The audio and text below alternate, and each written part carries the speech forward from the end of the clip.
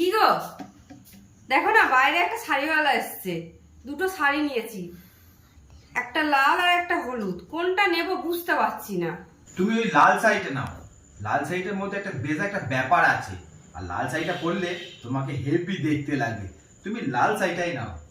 ঠিক বলেছো, তাই বলছি যে লালটার দাম 15,000 আর হলুদটার দাম 1800 কেন?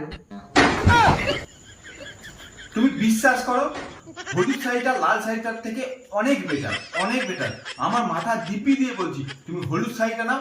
হলুদ শাড়িটা নিলে তোমাকে অনেক বেশি ভালো লাগবে। আমি বলছি, তুমি আমার একটা কথা শোনো, হলুদ শাড়িটাই নাও প্লিজ, তুমি হলুদ শাড়িটাই নাও। ঠিক বলেছো, হলুদটা তো আমার এমনিই পছন্দের, আর লালটার মধ্যেও একটা বেশ ব্যাপার আছে। তাহলে এক কাজ করি, আমি দুটোই নিয়ে নিই।